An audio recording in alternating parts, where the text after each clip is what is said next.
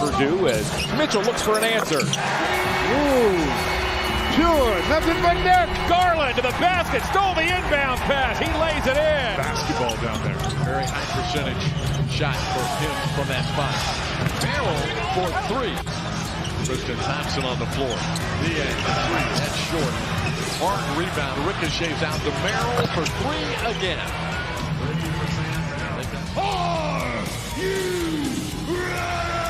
For the We Like Sportz Show, tune in and see the latest the crew has to say regarding the latest sports topics nationally and locally. Make sure to check out our website as well, WeLikeSportsPC.com. Subscribe on all platforms, including podcast platforms, YouTube, TikTok, and much more. And be sure to follow us on X at We Like Sportz PC. Started with Anderson and Ramirez.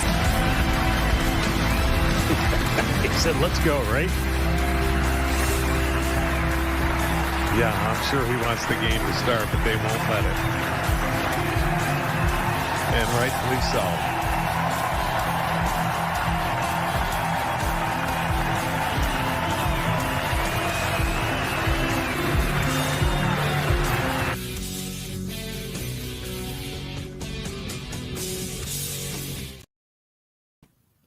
And welcome to the We Like Sportz Show. I'm your host, Ed, in Columbus. Welcome to the show on this Tuesday, May 21st, I believe, May 21st. Yeah, get my days right here.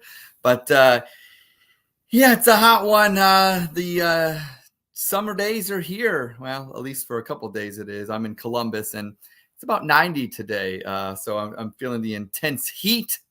I had to turn on the air conditioner a bit earlier than I wanted to. Anytime you have to turn it on before June, you know, it might be an expensive year for all those that pay their electric bills out there. So, but enough about, you know, being an adult. We're here to talk some sports here today. And, you know, I guess we'll start off with, you know, the Cleveland Guardians. The Cleveland Guardians. Now, they are obviously my favorite team. I'm from Cleveland.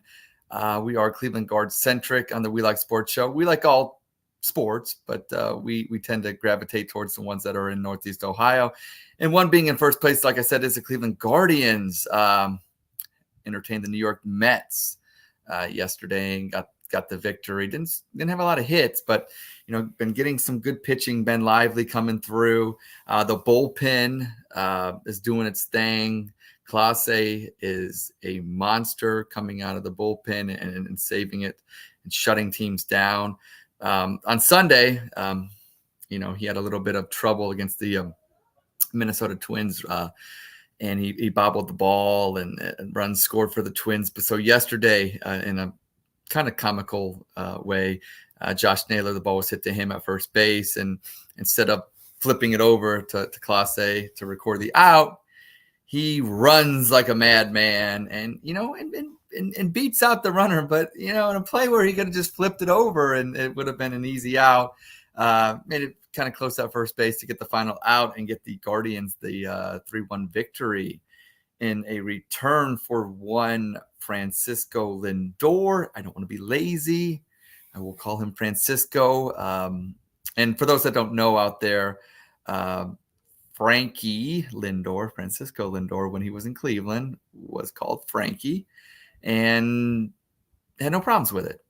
Never corrected the media, never corrected any fans. But when he got to New York, one of the things that bothered him, he said, was the fact that the so-called lazy fans and media in Cleveland that persisted on calling him Frankie. Hey, Francisco, I doubt that anybody in Cleveland would have called you Frankie if you would have told them that you preferred Francisco. We appreciated your time in Cleveland, even though there were some episodes of you taking a nap during Game 7 of the World Series. But we won't bring that up. We'll take the high road. Thank you for your service. But now you're New York's problem. And now that you're batting $193, they can call you Frankie or Francisco or whatever they want to call you over there. But another one of my beefs about Major League Baseball this year, and it's not really a beef, it's more or less just a why, is the AL Central. All of a sudden, the American League Central is a good division. Cleveland Guardians out to a great start at 31-17. Unfortunately, you would think that would have bought them a couple games cushion already in this season. That's not to be the case, as the Kansas City Royals are only a game and a half back at 30-19. And then you got the Twins now. They're falling back a little bit, 6.5 back. So, but those Kansas City Royals are hanging in, and looks to be a 2-team race right now. And, Minnesota, I wouldn't exactly pronounce them dead by any means. It's a long baseball season, and, with injuries and that being said, it could turn out to be quite a fun finish in the AL Central. Hopefully not too fun. I wanted my Guardians to just run away with it. When you're talking 31-17 with a 646 winning percentage, 16-6 at home, and they're doing their thing at 15-11 on the road. That's the thing about it. Play 500 on the road and, get your wins at home, but they're doing it in both places. So it's fun to see. Also in Major League Baseball, I know, I got to mention the New York Yankees. I know Keith Allen, our own co-host Keith Allen, loves his Yankees, and they are doing their thing in the American League East at 33-16. And Juan Soto, great pickup for the Pinstripes. And I think that's going to be somebody that they get done with a contract extension pretty soon, I would say, maybe, hopefully. I know I see on the X, the New York fans clamoring for that to get done, and I can't blame you to pick up such a weapon like that, and then for him to come into New York and then to produce as quickly as he has. It's not like it's never happened before, but there's been times where the Bronx Bombers have picked up somebody and it hasn't quite worked out. So unfortunately for my team, Cleveland, we'll have to deal with the Yankees and probably pitching to Juan Soto somewhere down the road, hopefully in the playoffs. And I'm sure that won't be fun for the Guardians and myself, but it won't be the first time that we've had to face a murderer's row of hitters to try to get to the World Series, and hopefully that'll be the case. Hey, maybe an AL CS preview right there, Guardians, Yankees. Why not? I know Keith would like that, and many fans out there would as well. Now let's circle back, as they say, to Francisco Lindor. Now, here's the thing: sports is a fun animal. Whether you're just Ed in Columbus, or you're simple fan on the street, or you're Donovan Mitchell, who happens to be an NBA All-Star.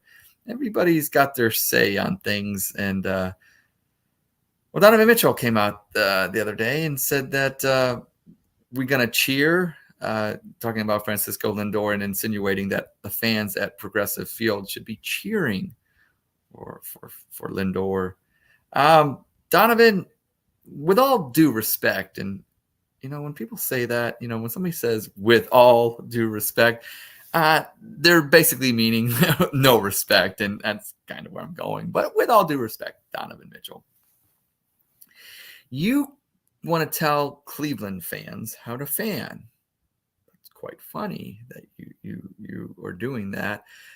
Considering you had a successful season, and I'm not taking anything away from you on the court, but you have a decision to make this summer. Are you going to take the pen and put it to paper and sign a contract extension so that you stay in Cleveland long term? Because if you do that, Donovan, I won't be so vocal in my discern over your telling Cleveland fans how to fan. Like I said, I know it's fun and to have said athletes, be involved. I loved it when LeBron was in Cleveland, and the Indians at the time were in the World Series in 2016, and he took his squad over to Progressive Field, and they were partying. And I always thought, even when Baker Mayfield did it, I love that athletes chime in and are a part of the scene. But don't tell us how to fan, Donovan. Not cool. We will always cheer for the players that are wearing the Cleveland uniform. And, it's not that there is a hatred towards Francisco, but, he chased the money, which he was rightful to do so, the $330 million, and it wasn't going to happen in Cleveland. But there are things that Francisco did, like I said, when he got to New York that kind of rubbed us the wrong way. I do like what he did say, though. The thing that he missed most about Cleveland was winning. And Francisco was a big part of those 2016, 17, 18, 19 years that, we got to the postseason. Didn't get it done, obviously, getting the ultimate prize. But, I can't take away from what he did on the field. And I'm not going to be a hater and don't want to do that. So, Francisco, I will be the first to say thank you. Well, actually not the first. Won't be the last, but want to be the ones to say thank you. But I'm not going to cheer for you. And all those fans out there at Progressive Field last night that booed him. Hey, you pay your money for a ticket and you're being a fan, short for fanatic. So, you're allowed to sports hate. There's nothing wrong with sports hate. Nobody hates Francisco Lindor personally. It just happens to be that, we didn't get it done with the ultimate prize of winning the ring. And, hey, it's okay. It's okay. Well, he won't be the last person that comes to Cleveland that gets booed. And let's be real. If this was Philadelphia or New York and it was the opposite way, do you think that there would have been a standing ovation? Probably not. I'm sure the boos would have been even louder, but somehow Cleveland is wrong for having tens of people booing him. So I don't know. I guess that's just, the thing about being a Cleveland fan. People love to tell us what to do and tell us how to be and tell us, where our athletes should go. Like even with Donovan Mitchell and, he should go to the Lakers, even though the Lakers have nothing to offer us but future first-round picks 5 to 7 years down the road, and maybe Austin Reeves. And thanks, but no thanks. So that's my take on the whole Cleveland versus the world. And it's true. It's real. It matters. So, like I said, got to stick up for my city. 216. Speaking of NBA, now I kind of mentioned Donovan Mitchell. We have the conference finals, final four of, the NBA. So we have in the East, we have the Indiana Pacers and the Boston Celtics. Great matchup if you like Larry Bird from Indiana and Larry Bird, a longtime Boston Celtic. I don't know if the NBA is happy with it, considering the matchup of New York versus Boston probably whetted their palates a little bit more than the Pacers, but it is what it is. And I think it can be a very competitive series. I like this Indiana team. I like Halliburton. I like how they play team basketball. I like how they overcame the New York Knicks. Now I know injuries kind of did in the New York Knicks, but hey, you know what? Attrition is one of those things that gets overlooked sometimes. And the best ability is sometimes availability. And Indiana was available and Brunson and company were not.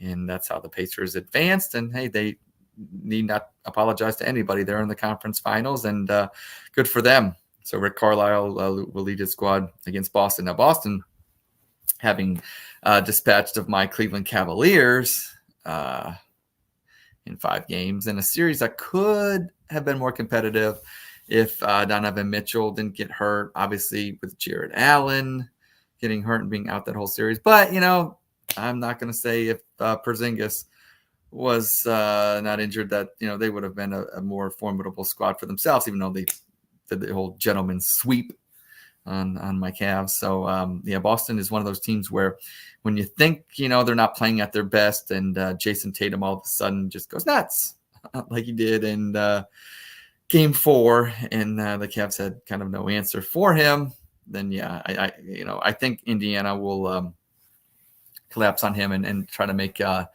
him work a little bit more than the Cavs did. And I look for this series to go 6. If I had to predict, I say Boston in 6.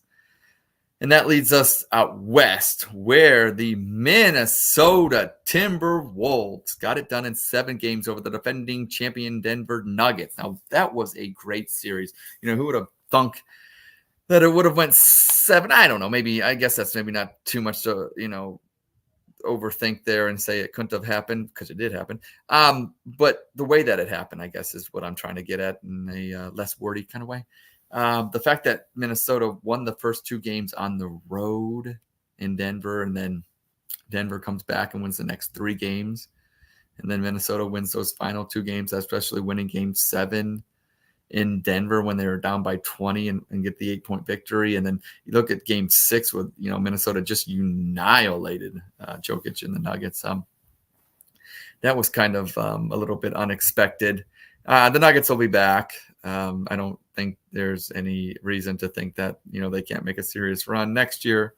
I just think that they happen to catch a team that was built kind of to match up with the Nuggets and beat them. And, with Anthony Edwards and, Ant-Man, as they call him, as the kids call him Ant-Man, which, well, I guess everybody calls him Ant-Man, but, what a fun player. And, if it so happens to be that the Timberwolves are the ones holding the Larry O'Brien trophy at the end of the year, then definitely I would say that he is the new face of the National Basketball Association. And what a fun face and what a fun team this could be. I don't know how excited the NBA is once again when, they prefer their champions to reside in Boston, LA, Miami, a little bit bigger cities. Even though Minneapolis is a pretty big metropolitan area, it just doesn't probably draw the national fan bases those other teams do. So I think that's kind of the conundrum that the league is facing.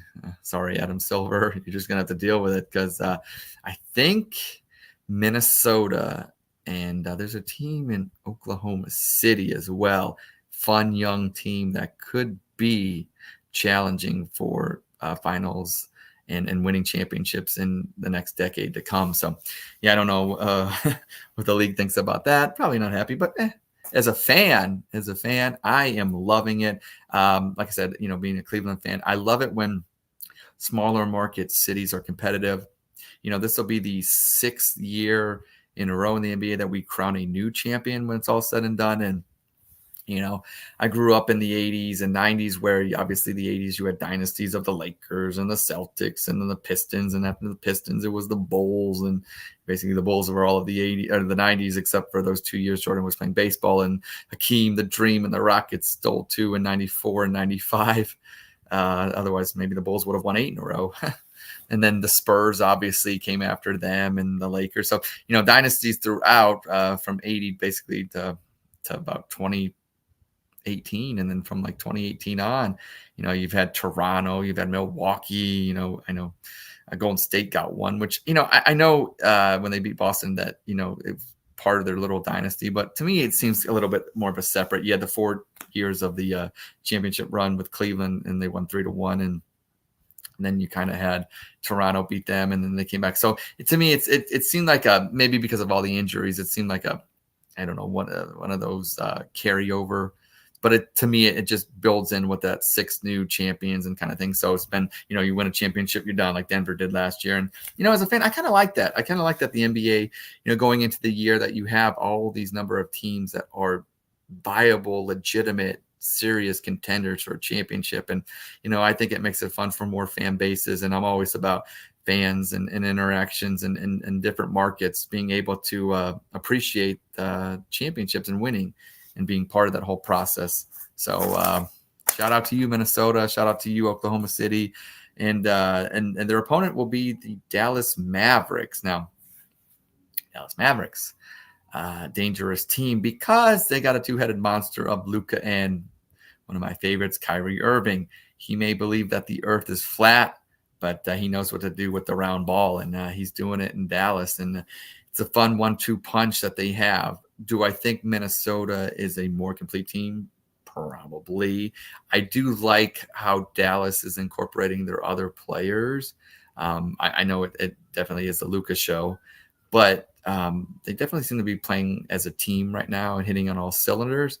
If I had to give my prediction today, like I said Boston in 6 over Indiana. I'm probably going to go Minnesota in 6 over Dallas as well. I think Boston and Minnesota are just the more complete teams.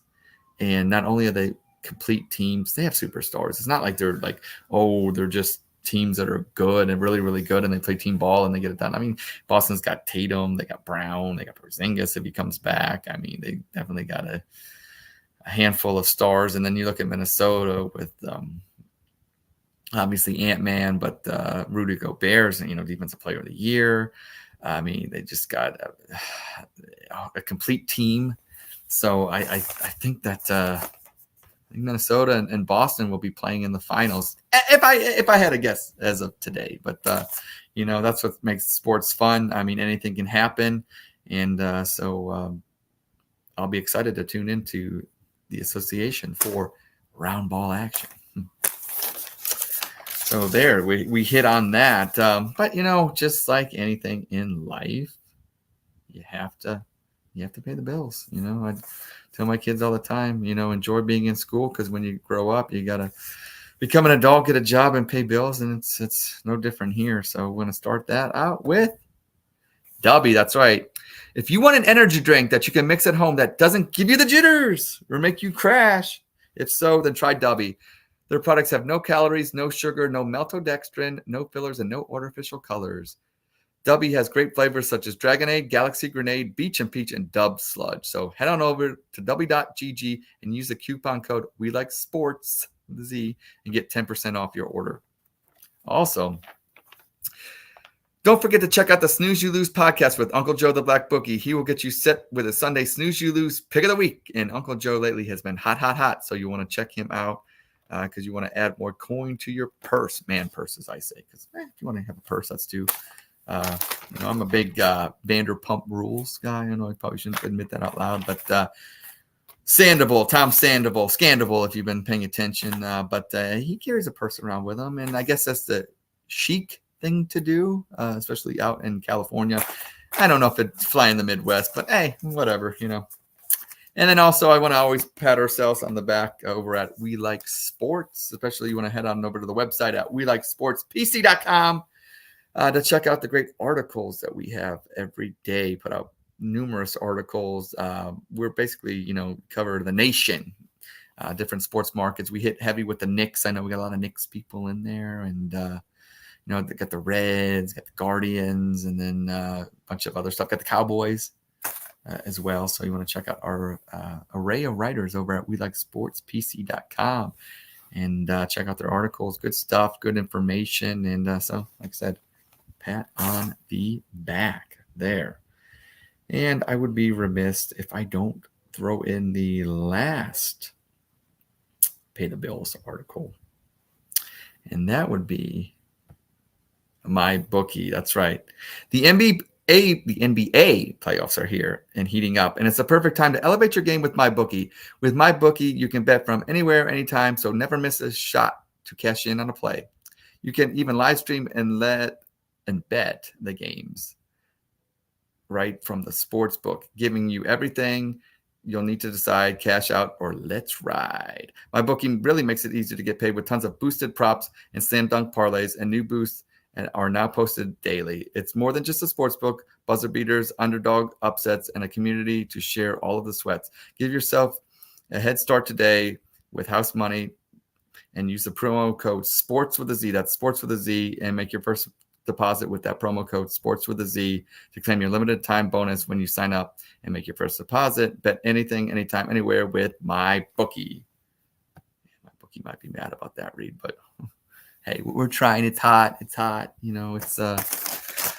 I had a busy day today. I was outside cutting my grass yesterday and trimming up some of the bushes. And, when it's 88 degrees out, the next day I got a little burnt and a little fried and, made it through the work day. And I'm doing my thing now. So sorry, my bookie, will be better next time. Yeah, that's not perfect, but we try. We're good, and we'll be back. But I always say this, and I love me some me. I do love me some me. I think it's time for my favorite segment. This is Ed in Columbus with your We Like Sportz breaking news. The PGA Tour is looking like the NBA and NFL by having its players get arrested. Sorry, PGA, but if you want to be more like those leagues, you're going to have to up the domestic violence, especially against women. 4. Francisco Lindor made his return to Cleveland on Monday, where he took a nap during Game 7 of the World Series back in 2016. He went 0 for 4. Looks like he's been napping ever since. And finally, the New York Knicks once again failed in the postseason thanks to injuries and choking. Sounds like Cleveland and New York have more in common than most people think. And this is Ed in Columbus with your We Like Sports breaking news. Hey, it's okay that I make fun of Cleveland. I'm allowed to make fun of Cleveland. I'm from Cleveland. And I will say, going back to the NBA, New York. Okay, this is my New York Knicks rant.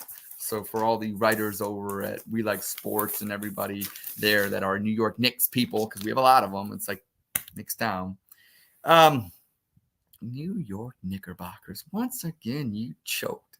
And it is fun to watch another team choke because that's what Cleveland supposedly does. Well, that's what we do, kind of. Now, I know injuries got you. Well, injuries happened to get the 2016 Indians. Injuries got the Cavs this year. Injuries got the 2015 Cavs when Irving and Love went down. So injuries are a part of, sports and are also a major part of teams not finishing their story. And it's fun to see a city like New York, a city so nice they named it twice. Actually, I love New York. I've been there. I really love the city. But it's fun to watch them because they think they're so entitled, especially with the Yankees. And, they can outspend their way. But in the NBA, they really can't do that with the luxury tax and everything. But it is fun to watch a team kind of look like one of your own. And I think the Knicks kind of remind me of Cleveland. Not like the Browns. Browns haven't won since 1964. Knicks was 73. Injuries and whatnot have kind of derailed a lot of championship seasons. I remember 94 when the Knicks lost Game 7 to the Houston Rockets. And that was during the OJ thing, so I remember that quite vividly. But there are times. Now I know I will root for the New York Rangers. Now the Rangers got it done in 94 with Mark Messier, their captain, and they reversed the curse there. But I will always root for the Rangers unless they're playing the Blue Jackets. But Blue Jackets are not even worth talking about, so we won't even go there. But so that's my my whole New York spiel right there. I love the city. I love the fans. I think they're great fans. But like I said, when they kind of like Reggie Miller, had when he did that in the Garden, scored 8 points in I don't know how many seconds, but it wasn't a lot of seconds. I'll tell you that. It's fun there. So New York Knicks fans, feel free to find me on X and shoot me some love there for all my New York sports takes, especially on your Knicks. I don't expect to get any love. That's okay. Okay, well, we talked a little NBA. We talked a little Major League Baseball. Let's talk a little boxing. And we're not going to talk long, but there was a fight over the weekend. Obviously, we have a new undisputed heavyweight champion of the world as Tyson Fury went down to Usyk. Great fight. The Gypsy King, that shows you how much I know about boxing. I think that's what's killing boxing, and at least in the heavyweight division, is that we don't have. And please don't give me the Deontay Wilder stuff. He's just kind of wild with his personality. But when heavyweight boxing was with the Holyfields, the Tysons, and obviously Muhammad Ali, and Joe Frazier and Foreman and all that, when the Americans were running the heavyweight game. And then, as you got to Lennox Lewis, and then ever since him, it's kind of been that with the Klitschko's, it's kind of been an international flavor there. And now you got, Anthony Joshua, and you got Tyson Fury, and you got, your Ukrainian champion now. It's kind of taken its luster away, I think, from the mainstream that is America with boxing. And that's kind of sad because I thought that was very entertaining. It still is entertaining, but the fanfare that it gets, it's just not there. So that's why I got to mention Jake Paul and Mike Tyson getting it on. Now, I saw that at their press conference. That was fun. And people always wonder, well, Jake Paul is, fighting 58-year-olds and fighting, washed up NBA and, players and things like that. So what? It's fun. It's entertaining. People know who Jake Paul is. People don't know who these boxers are a lot of times nowadays. So I think people would rather watch an inferior product per se, because obviously you're not getting the best boxers, but you know who they are. Like, I would rather watch Mike Tyson fight Jake Paul because I know who they are. I don't want to fight guys that I don't know who they are. And just because, they're the champion of the world. Well, great. I'm sure they're good at what they do. They're the best in the world. That's great. But if I don't have some kind of link to them, if I don't have some kind of fandom for them, then what's the point? Who cares? These people, Jake Paul ruining boxing. No, he's not. Jake Paul's getting more eyes on boxing. And yes, one could argue if it's truly boxing. I don't know. It's a show. They put on boxing gloves. Like I said, it's more entertaining for me and a lot of people because when they have their press conferences, they do plenty of shit talking. It's funny.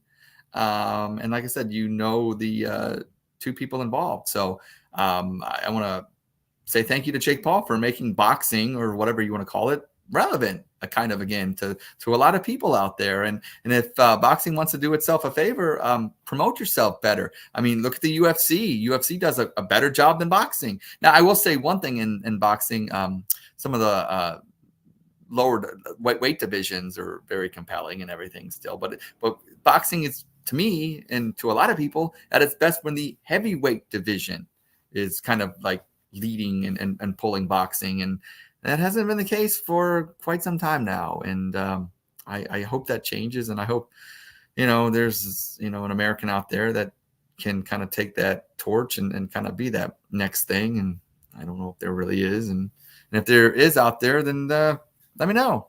Let the show know. But I don't know. I don't know if we're going to get a comment out there, because there might not be. That's okay. So there's our little boxing spiel right there. And like I said, I like boxing. I mentioned the NHL, which, like I said, go Rangers. I do love the NHL playoffs.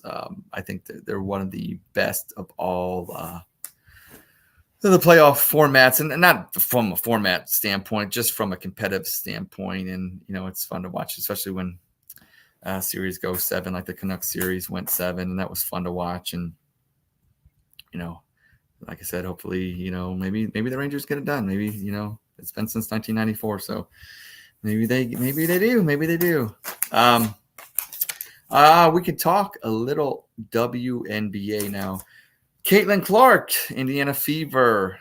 They're 0-4, but, she's making a name for herself. Not like she needs to make a new name for herself, but I think that name, when I say that, I kind of mean that she's kind of taken her bumps, lumps, and bruises in the first 4 games. I know she was playing against New York, the Liberty, and there were some hard screens put on her, and she went falling to the floor, and that looked pretty intense there. And one thing about the WNBA, that women's game, it's pretty tough. I mean, it's a lot tough, I should say. It's the NBA. We always talk about the physicality, especially in the playoffs, but the WNBA and first couple games of just the regular season is showing that they got next, and that next is rough and tough, and it's kind of fun. Now, Clark, her first game, she had 10 turnovers. Oh well, I think. People were kind of getting on her about that. So what? I think she is going to struggle in her first year. And when I mean struggle, I mean, she's going to score a lot of points. I mean, she had 17 the other day. And to me, obviously, we're used to her scoring like 40 at Iowa. But I think in this rough and tough WNBA, I think, if she can get around 20 a game, limit her turnovers, and hopefully can get that Indiana Fever team headed in the right direction, it will be a successful rookie campaign.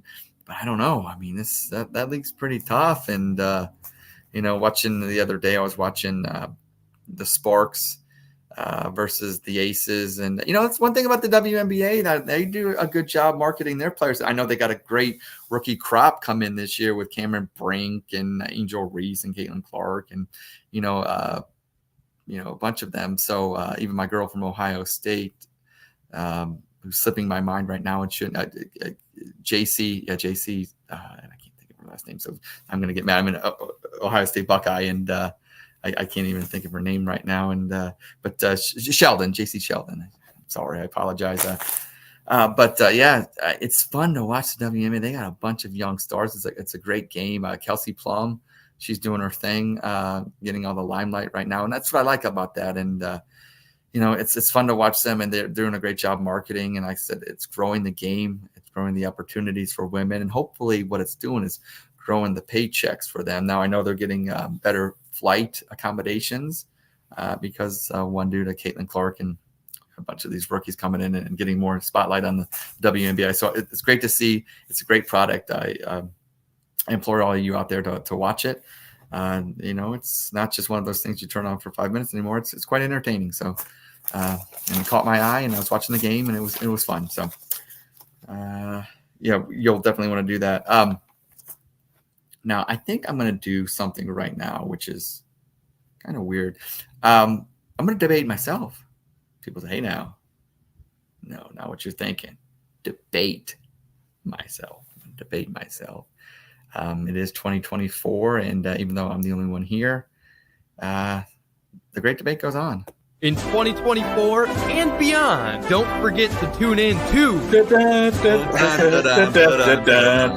we're going to have the great debate. Oh, yeah. the We Likes Sportz Show presents to you the Great Debate.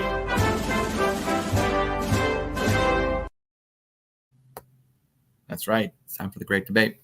Here's what I'm going to do. I am going to pose a question to myself and to the audience out there.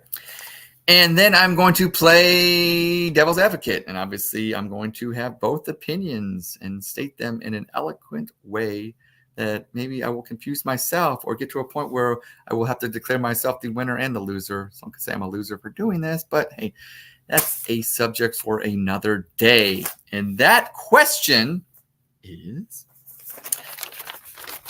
and it's all inspired by Francisco Lindor coming back to Cleveland last night.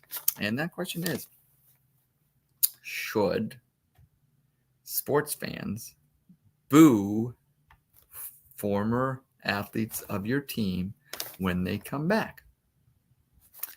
And I'm going to start, let's see here. Let's start. I'm going to say that yes. I'm going to start with the yes.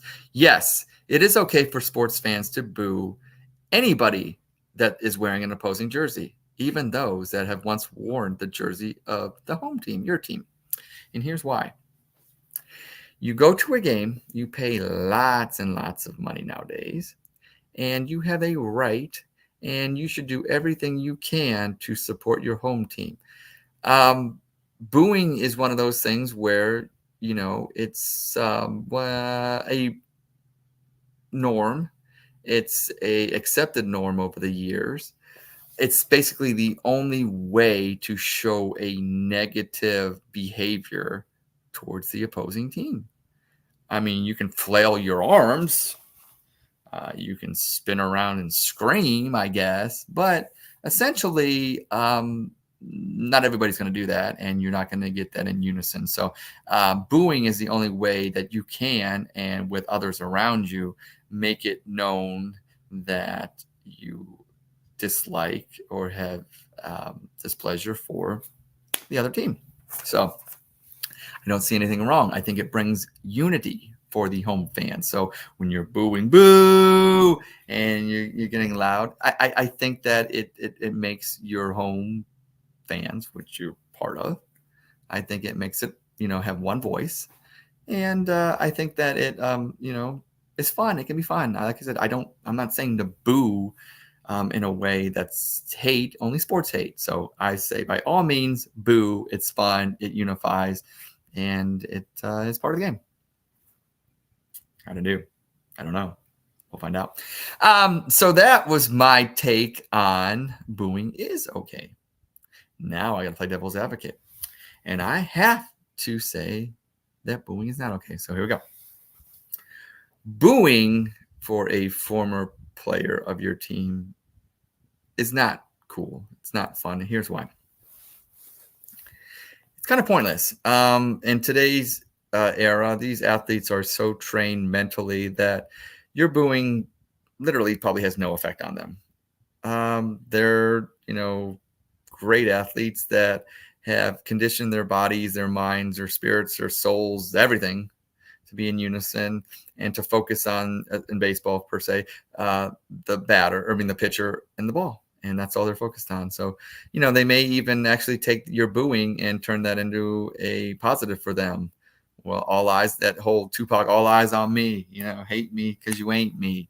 It's one of those things where it's the extra motivation now that you're giving them. So booing is actually, you're doing a detriment to your home team.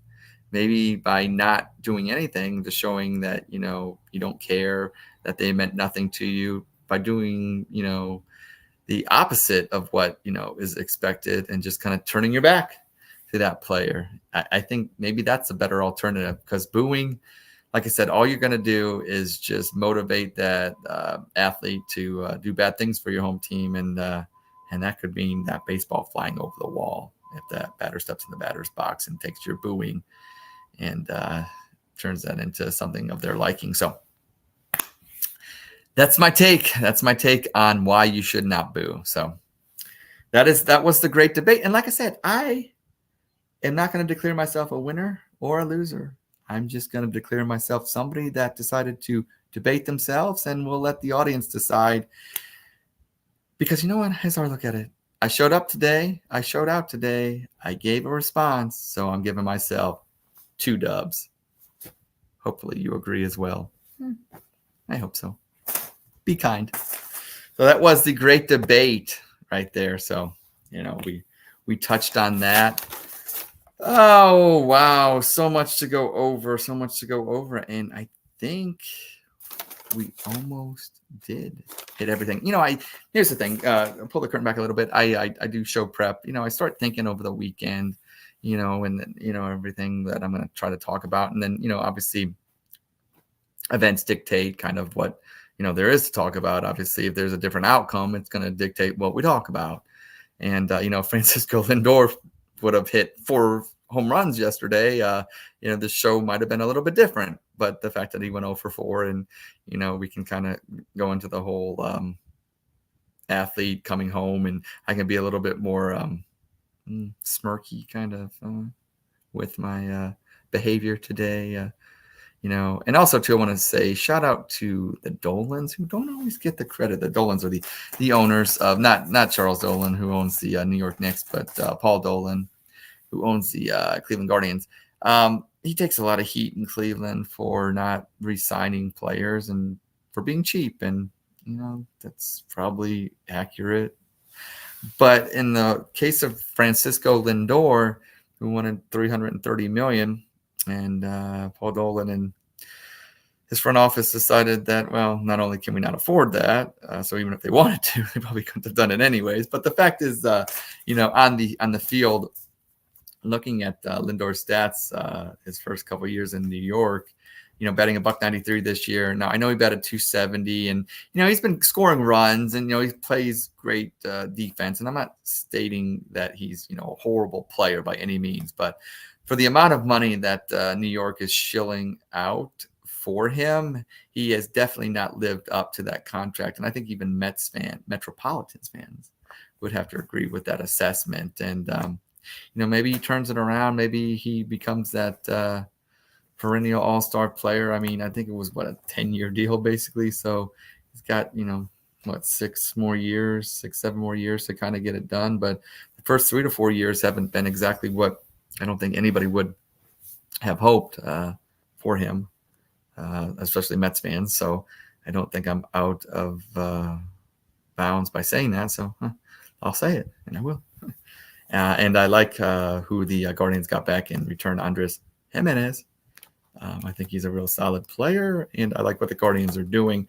And the fact I don't think the Guardians could have been able to afford Jose Ramirez, who took a hometown discount, by the way, and Francisco Lindor. So it was never going to work out from that standpoint. So it is what it is. So Francisco, I know you're playing probably tonight against my team. I'm not wishing you to do bad, but I'm not wishing you to do well. Just hoping for a Cleveland Guardians victory. So with that said, I think it's time to get out of here. I want to wish everybody a great rest of the week. I know Memorial Day is coming up this weekend. So everybody out there, the weekend is all about those that, have served and everything in their military.